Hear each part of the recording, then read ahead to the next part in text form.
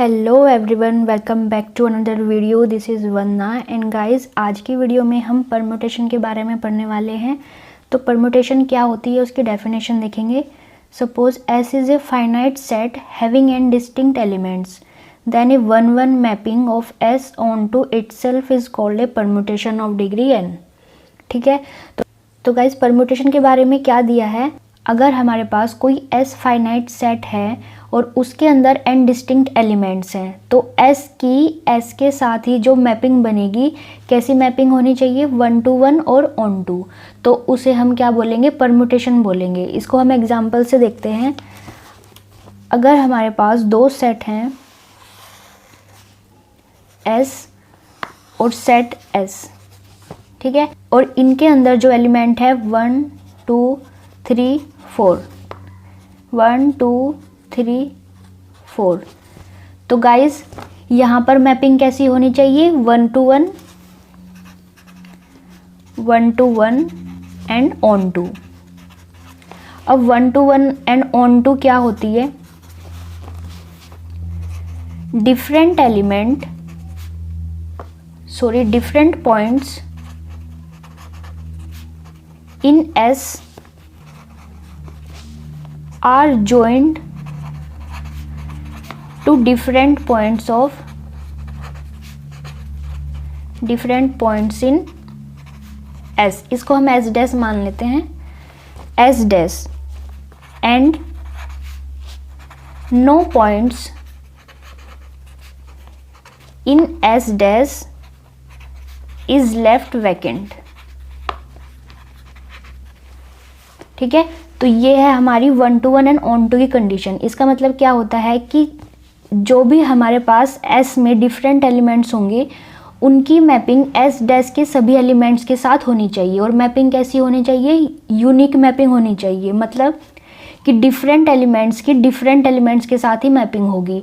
ठीक है, और दूसरी कंडीशन क्या होगी ऑन टू की, सेकंड सेट में कोई भी एलिमेंट वैकेंट नहीं बचना चाहिए। ठीक है, तो उस कंडीशन को उसे क्या बोलेंगे हम, 1 to 1 एंड ऑन टू। तो यहाँ पर हम मैपिंग दिखा देते हैं, 1 की 2 के साथ, 2 की 1 के साथ, 3 की 3 के साथ एंड 4 की 4 के साथ। ठीक है, ये मैपिंग हो गई है डिफरेंट एलिमेंट्स के साथ ही मैपिंग हुई है। और एस डैश में भी कोई भी एलिमेंट वैकेंट नहीं बचा। ठीक है, तो ये मैपिंग कैसी हो जाएगी, 1 to 1 and on to.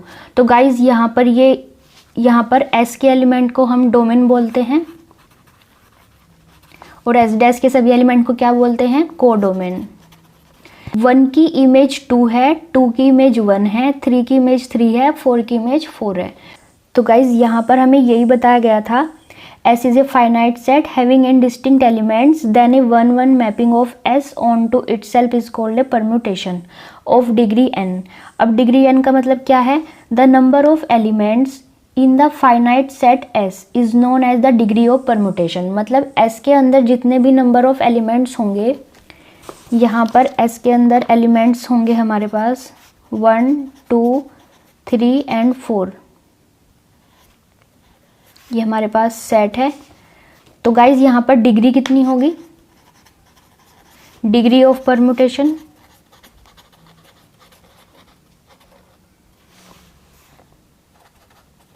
Number of elements 4 हैं, तो डिग्री भी कितनी हो जाएगी, 4 हो जाएगी। ओके, तो डिग्री ऑफ परम्यूटेशन कितनी हो जाएगी, 4 हो जाएगी। तो यहाँ पर यही लिखा हुआ है, the number of elements in the finite set S is known as the degree of permutation. Next है हमारे पास symbol for a permutation. Okay, so let S is equal to, हमारे पास कोई सेट है A1 A2 A3 up to AN, be a finite set having n distinct elements. S कोई set है, S कैसा सेट है, फाइनाइट सेट है जिसके अंदर n डिस्टिंक्ट एलिमेंट्स हैं। ओके, तो यहाँ पर if F such that S tends to S and F कैसा होगा, 1 1 एंड ऑन टू। ठीक है, तो then F is a permutation of degree n। Okay, तो यहाँ से हम इसको क्या लिखेंगे, इसमें हमें क्या गिवन है, if we have S is a finite set A1 A2 A3 up to AN, S कोई फाइनाइट सेट है हैविंग एंड डिस्टिंक्ट एलिमेंट्स। तो गाइज इसमें बोल रहा है कि एस कोई फाइनाइट सेट है A1 A2 A3 up to AN having and distinct elements. Okay, तो यहाँ पर F such that S tends to S and F कैसा होना चाहिए, is 1 1 and onto. Okay, तो F क्या हो जाएगा, F is a permutation of degree n। Okay, F such that S tends to S और F is 1 1 and on to, so F is a permutation of degree n। Okay, S हमारे पास set है, हमने लिया है 1 2 3 and 4 elements का। S की S के साथ ही मैपिंग करनी है, तो अदर सेट भी हम ऐसे लेंगे 1 2 3 and 4।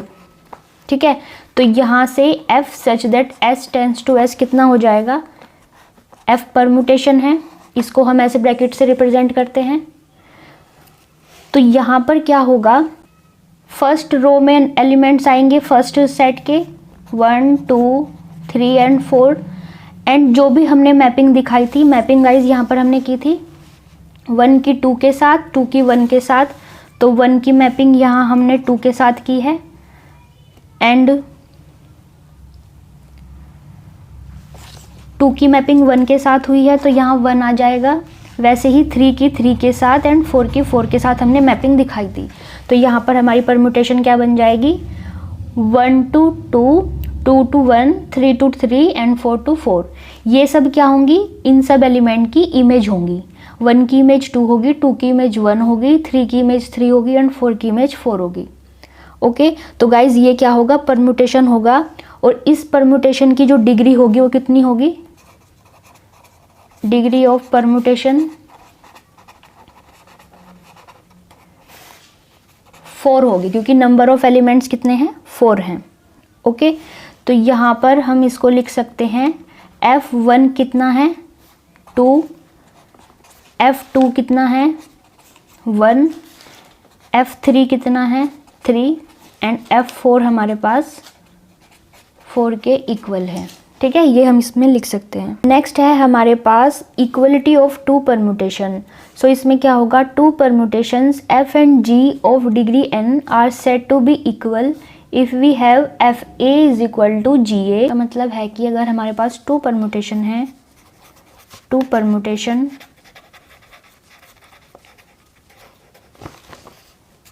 F and G of degree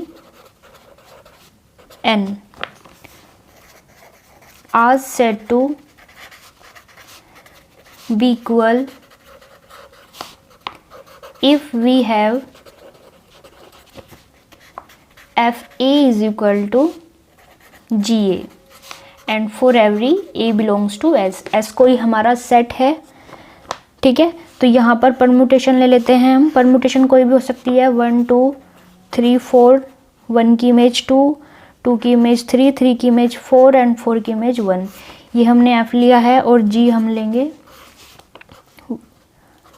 2 4 3 1, 2 की इमेज यहाँ 3 लेंगे, 4 की इमेज 1, 3 की इमेज 4 लेते हैं और 1 की इमेज 2। ठीक है, हमारे पास 2 परम्यूटेशन है F और G। तो गाइज यहाँ पर हमें इसको इक्वलिटी दिखानी है। ये दोनों परम्यूटेशन इक्वल कब होंगी, तो सबसे पहले यहाँ इनकी जो डिग्री होगी दोनों की क्या है, 4 है। F और G की डिग्री कितनी होगी, डिग्री 4 है दोनों की। ठीक है, तो यहाँ से F इक्वल कितना हो जाएगा G के। F और G इक्वल क्यों है, क्योंकि F में 1 की इमेज 2 है और G में भी 1 की इमेज 2 है। ठीक है, वैसे ही F में 2 की इमेज 3 है और G में भी 2 की इमेज 3 है। यहाँ पर F में 3 की इमेज 4 है और G में भी 3 की इमेज 4 है। F में 4 की इमेज 1 है और यहाँ पर भी 4 की इमेज 1 है। तो यहाँ से F किसके इक्वल हो जाएगा, G के। तो हम यहाँ लिख सकते हैं hence both F and G replace 1/2, 1 2 से रिप्लेस हो रहा है 2/3 एंड 3/4 एंड 4/1। तो गाइज यहाँ से दोनों परमुटेशन क्या हो जाएंगी, इक्वल हो जाएंगी, ठीक है, क्योंकि दोनों में नंबर ऑफ एलिमेंट्स सेम है और उनके अंदर जो रिप्लेस हो रहे हैं एलिमेंट्स उनकी इमेज भी कितनी है, सेम है। गाइज यहाँ पर एक नोट लिखा है हमने, the interchange of columns will not change the permutation. अगर हम परमुटेशन में कॉलम चेंज करेंगे, परमुटेशन लेते हैं हम, फॉर एग्जांपल f कोई परमुटेशन है, 1 की इमेज 2 है, 2 की इमेज 4 है, 3 की इमेज 1 है और 4 की इमेज 3 है। तो ये हमारी कोई परमुटेशन है। और अदर परमुटेशन हम g लेंगे, 1 to 4, 2 to 3, 3 to 2, 4 to 1। तो गाइस परमुटेशन हम कोई भी ले सकते हैं, लेकिन वो दोनों 1 to 1 एंड ऑन टू की कंडीशन को सेटिस्फाई करना चाहिए, ठीक है, तभी वो परमुटेशन होगी। तो गाइस यहाँ पर हमने 4 डिग्री की 2 परमुटेशन ली है। तो गाइस अगर हम g में इसकी कॉलम को चेंज कर दें, कॉलम क्या होती हैं, ये कॉलम होती हैं, कॉलम को अगर हम इंटरचेंज करते हैं तो उससे जो हमारी परमुटेशन होगी उस पर कोई भी इफेक्ट नहीं पड़ेगा, ठीक है। कैसे, तो यहाँ पर देखिए 1 की इमेज 2 है, वैसे ही g में 2 की इमेज कितनी है, 3, तो हम इसको यहाँ लिख देंगे 2 3। 2 की इमेज 4 है, 4 की इमेज g में क्या है, 1, तो यहाँ हम 4 1 लिख देंगे। 3 की इमेज 1 है और g में 1 की इमेज 4 है, तो यहाँ जाएगा 1 की इमेज 4। वैसे ही 4 की इमेज 3 है, तो 3 की इमेज कितनी हो जाएगी, 2। तो गाइज यहाँ पर हमने g के जो कॉलम है वो इंटरचेंज कर दिए हैं, लेकिन उससे g की परमुटेशन पर कोई भी इफेक्ट नहीं पड़ेगा, ठीक है। ये दोनों परमुटेशन इक्वल होंगी, ओके। तो गाइज आई होप कि आपको आज की वीडियो अच्छी लगी होगी। तो प्लीज़ वीडियो को लाइक एंड शेयर कर दीजिए और चैनल को सब्सक्राइब कर दीजिए। नेक्स्ट वीडियो में हम परमुटेशन के नेक्स्ट टॉपिक को डिस्कस करेंगे। तो तब तक के लिए thank you so much guys.